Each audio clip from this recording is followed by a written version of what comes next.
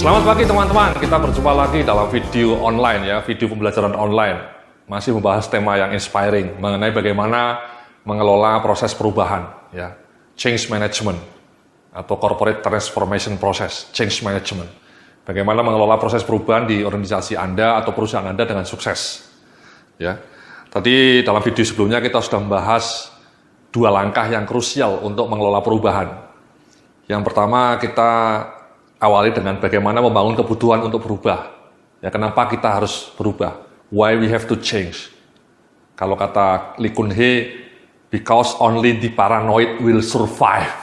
Ya. Itu langkah pertama, ya, kenapa kita harus berubah.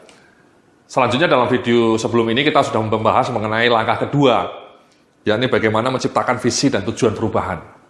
Bagaimana kita membangun visi yang konkret, tujuan yang konkret, yang measurable, yang powerful, ya, bukan yang bahasanya langit tapi tidak meaningful. Misalnya tadi contohnya menjadi perusahaan kelas dunia. Maksudnya apa? Dunia lain, ya, dunia lain. Dunia mana? Dunia maya atau dunia lain gitu ya.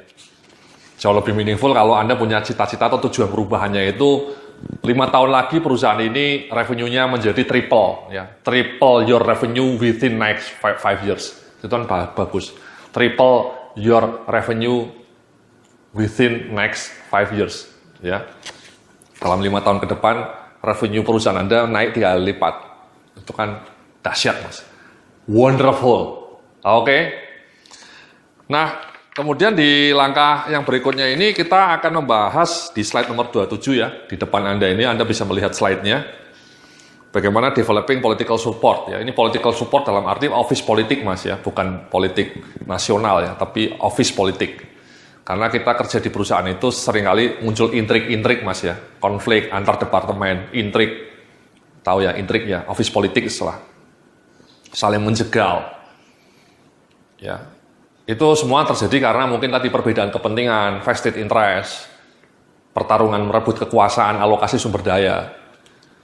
Jadi memang CEO-nya harus tangguh, Mas ya, strong. CEO-nya harus bisa menjadi seorang fasilitator yang kuat. Jangan membiarkan berbagai divisinya perang. Divisi marketing konflik dengan divisi produksi konflik dengan divisi maintenance misalnya.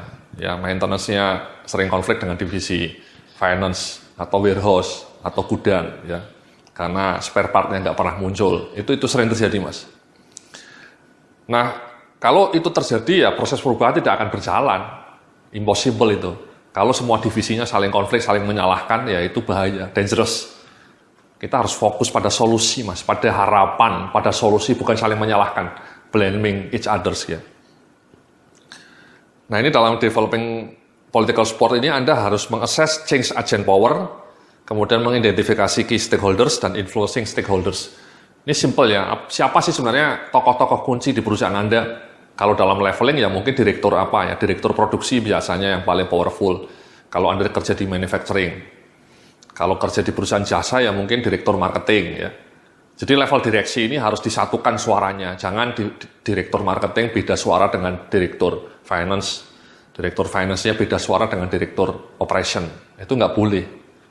Jadi masing-masing direktur ini harus saling satu suara. Ya. Nah setelah direktur itu mungkin level GM. Ya, level GM. Ya, GM di posisi-posisi yang tangguh, yang kunci ya, core. Kan dalam perusahaan itu ada istilahnya core sama supporting, Mas ya. Core itu ya divisi-divisi inti, divisi-divisi yang menghasilkan uang. Kalau divisi supporting itu divisi yang menunjang. Divisi supporting itu misalnya GE, HR GE. Kalau HR memang di beberapa tempat menjadi core juga ya, karena human capital itu penting. Divisi finance, divisi legal, itu kan supporting, Mas. Nah, kita harus mengakses tokoh-tokoh kunci dalam perusahaan Anda, itu tokoh-tokoh kuncinya siapa. Dan kemudian dipengaruhi supaya tokoh-tokoh kunci itu menjadi aktor perubahan. Ya.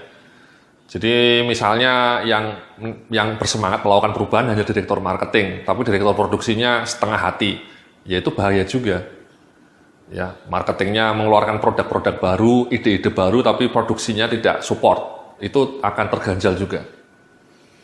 Ya tadi contoh di Sony tadi ya, bagaimana seorang Ken Kutaragi mencoba mengusulkan ide baru PlayStation, tiba-tiba tokoh-tokoh kuncinya itu ya direktur produksi, direktur divisi audio, direktur divisi televisi itu enggan.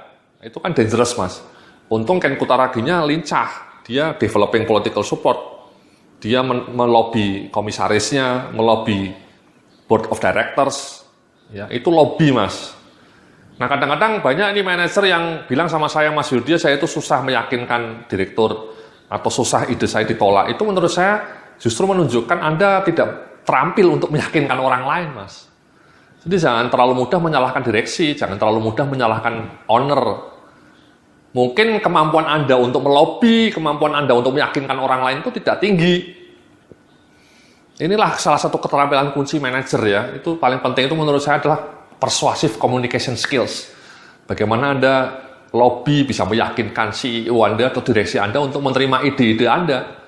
Karena direksi sama CEO itu juga manusia. Mereka pasti akan bisa diyakinkan. Asal argumen Anda kuat, ya. Dan kata orang ahli perilaku, meyakinkan orang lain itu ya bisa pakai bahasa tubuh, bisa pakai visualisasi, ya visualisasi. Ya, jangan hanya pakai PowerPoint slide, tapi pakai visualisasi. Ada videonya, ya, Anda contohkan itu video kalau tidak berubah, ya, video perusahaan-perusahaan lain.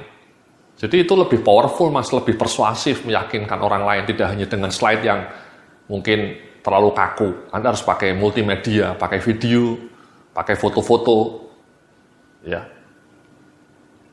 Jadi seperti itu, Mas. Ya, jadi Anda harus melakukan proses seperti itu, mengidentifikasi tokoh-tokoh kunci dan kemudian membujuk tokoh-tokoh kunci itu untuk mendukung perubahan. Nah, di dalam slide berikutnya ini di slide 28 Anda bisa melihat sebenarnya roles in organizational change itu ada 3, Mas ya. Change sponsor, yakni sponsor perubahan yang berinisiatif mengarahkan proses perubahan, mungkin dituju oleh CEO-nya atau bahkan CEO-nya sendiri sebagai change sponsor. Ya, Emir Syahsatar sebagai waktu jadi CEO Garuda ya dia yang memimpin perubahan. Robi Johan waktu jadi Dirut Mandiri, ya dia yang mengelola perubahan, memimpin perubahan itu.